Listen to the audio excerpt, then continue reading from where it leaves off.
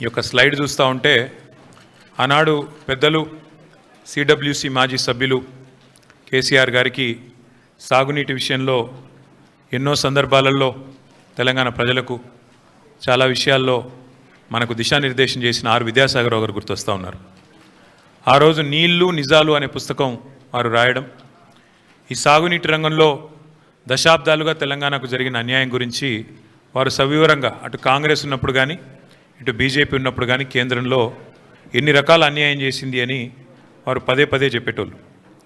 అట్లాగే తెలంగాణ ఉద్యమానికి మీకు తెలుసు శీర్షిక ట్యాగ్ లైను నీళ్లు నిధులు నియామకాలు. అందుకే 10 సంవత్సరాల కేసీఆర్ గారి పరిపాలనలో ఈ 3 రంగాల్లో సంపూర్ణమైన న్యాయం కేసీఆర్ గారి ప్రభుత్వం చేసింది. నీళ్ల విషయంలో ఇటు గోదావరిలో అటు కృష్ణలో ప్రతి నీటి బొట్టును వడిసిపట్టి ఒక్క చుక్క నీటిని వదలకుండా కాళేశ్వరం లాంటి ప్రాజెక్టు కాలంతో పోటీపడుతూ కట్టినా, అట్లాగే పాలమూరు రంగారెడ్డి ఎత్తిపోతల పథకాన్ని దాదాపు 90% పూర్తి చేసిన, సీతారామ ప్రాజెక్టుని కూడా 90% పూర్తి చేసి కృష్ణలో గోదావరిలో సంపూర్ణంగా ఒక్కొక్క నీటి బొట్టును వడిసిపట్టి తెలంగాణ రైతాంగానికి తెలంగాణ ప్రజల ప్రయోజనాల కోసం నిరంతరం పనిచేసింది కేసీఆర్ ప్రభుత్వం. కానీ ఈరోజు నీళ్లు నిధులు నియామకాలు అనే ట్యాగ్లైన్ ఎక్కడో పోయింది. ఇవాళ ఏం జరుగుతుంది రాష్ట్రంలో అంటే నిందలు, దందాలు, చందాలు, బీఆర్ఎస్ మీద నిందలు, బిల్డర్లతో కాంట్రాక్టర్లతో దందాలు, రాహుల్ గాంధీకి చందాలు. ఇది ఇవాళ ఈ కాంగ్రెస్ ప్రభుత్వం చేస్తున్న పని. సిగ్గు లేకుండా ఇవాళ నిస్సిగ్గుగా రాష్ట్ర ముఖ్యమంత్రి కానీ అదేవిధంగా భారతీయ జనతా పార్టీ కానీ నీళ్ల విషయంలో చేస్తున్న దుష్ప్రచారాన్ని తిప్పికొట్టడానికే ఈరోజు హరీష్ రావు గారు మీ అందరికీ వివరంగా సమాచారం ఇస్తారు. అందులో ముఖ్యంగా మిత్రులు నేను గమనించాలని కోరుతున్నది ఒకటే, మార్బీ అనే ఒక గుజరాత్లో ఒక ప్రాంతంలో ఒక పెద్ద బ్రిడ్జ్ కూలిపోయి 140 మంది చచ్చిపోయినా ఏ ఎన్డీఎస్ఏ బోదు, ఎవడు బోడు, ఏ ఏజెన్సీ బోదు, 140 మంది చావులకు ఫలానావాడు బాధ్యుడు అని ఒక బాధ్యతాయుతమైన ఏ ఏజెన్సీ మాట్లాడదు, కేంద్ర ప్రభుత్వం మాట్లాడదు, గుజరాత్ ప్రభుత్వం మాట్లాడదు. బీహార్లో 4 రోజులకు ఒకసారి ఒక్కొక్క బ్రిడ్జ్ కూలుతున్నా అడిగే నాతుడు లేడు. అదే తెలంగాణలో ఇక్కడ కాంగ్రెస్ ప్రభుత్వం ఉన్నప్పటికీ సుంకిశాల రిటైనింగ్ వాల్ కూలిపోయి 100 కోట్లు నష్టమైన ఎన్డీఎస్ఏ రాదు, ఎవడు రాడు. అట్లాగే ఎస్ఎల్బీసీ టన్నల్ వీళ్ళ అవినీతి కమిషన్ల కక్కుర్తితో అది నిజంగా మళ్ళా తిరిగి రివైవ్ చేసే పరిస్థితి ఉందా లేదా అని కూడా సోయి లేకుండా, కనీసం ఆలోచన లేకుండా, ఇంగిత జ్ఞానం లేకుండా పూర్తి స్థాయిలో కుప్పగూలిపోయి 8 మంది చచ్చిపోయి దగ్గర 100 రోజులు దాటిపోయినా ఇప్పటి వరకు ఉత్తమ కుమార్ రెడ్డి మాట్లాడాడు, రేవంత్ రెడ్డి మాట్లాడాడు, కేంద్ర ప్రభుత్వంలో ఉన్న ఒక్క మంత్రి మాట్లాడాడు, ఎవరు బాధ్యత తీసుకున్న మనిషి లేడు. అట్లాగే వట్టెం పంప్ హౌస్ మునిగిపోయినా ఈ కాంగ్రెస్ ప్రభుత్వం వచ్చిన తర్వాత దాని గురించి మాట్లాడేటోడు లేడు. అట్లాగే పెద్దవాగు ఒకసారి కాదు 2 సార్లు కొట్టుకొని పోయిన ప్రాజెక్టు అడిగేవాడు లేదు. కానీ కాళేశ్వరం విషయంలో మాత్రం హరీష్ రావు గారు, కేసీఆర్ గారు 100 సార్లు చెప్పారు.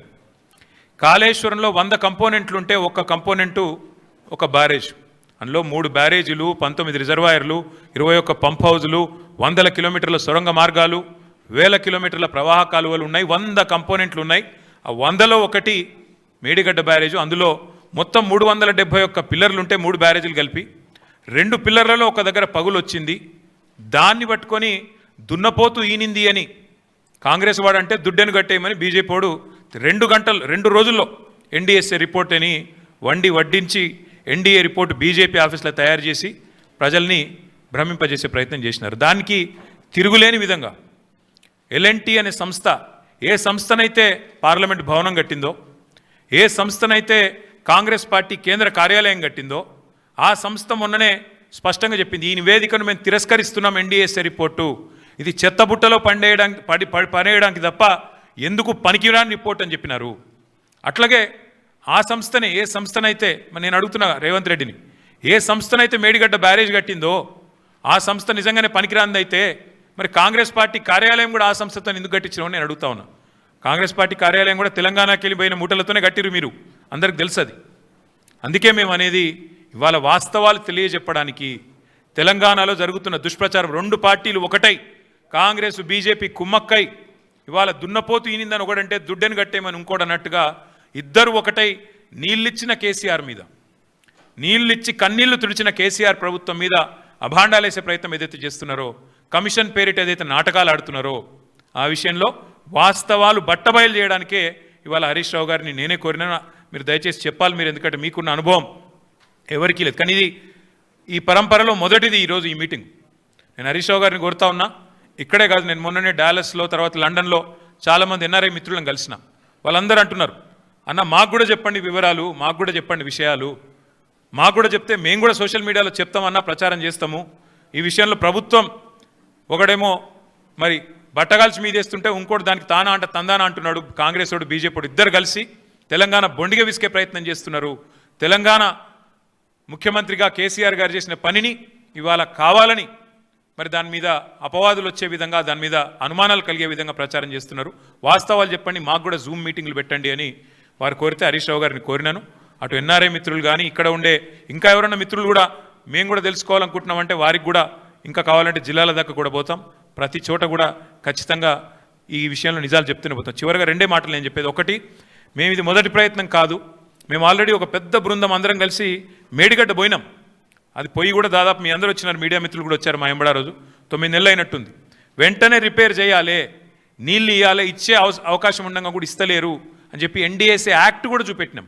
యాక్ట్లో కూడా క్లియర్గా రాసుంది, ఓనర్ ఎవరైతే ఉంటారో వాళ్ళు వెంటనే రిపేర్ చేయాలని. కానీ అది కూడా ఇప్పటివరకు ప్రభుత్వం పట్టించుకోవట్లేదు, రైతుల పొలాలు ఎండబెడుతున్నది. ఆ విషయంలో కూడా ప్రభుత్వం తన వైఖరి చెప్పాలి. రెండవది, హరీష్ రావు గారు మొన్ననే ప్రెస్ మీట్ పెట్టి వివరంగా చెప్పారు, గోదావరి జలాల విషయంలో ఆంధ్రప్రదేశ్ రాష్ట్రం ఇవాళ అనుమతులు లేకుండా కడుతున్న ప్రాజెక్టు మీద ముఖ్యమంత్రి మాట్లాడాడు, బీజేపీ కేంద్ర మంత్రులు మాట్లాడరు. ఒక్కడంటే ఒక్కడు కాంగ్రెస్ వాడు కానీ బీజేపీ వాడు కానీ నోరు విప్పడు, నోరు తెరవడు, కనీసం మాట్లాడరు. అందుకే గోదావరి జలాల విషయంలో కానీ కృష్ణా జలాల విషయంలో కానీ ఈ రాష్ట్ర రైతాంగానికి, రైతాంగ ప్రయోజనాలకు ఎన్నటికైనా శ్రీరామ రక్ష కేసీఆర్ గారి నాయకత్వమే అనే మాట చెబుతూ ఇప్పుడు పెద్దలు హరీష్ రావు గారు మిగతా విషయాలు వారి ప్రజెంటేషన్ రూపంలో వివరించాలని కోరుతూ జై తెలంగాణ.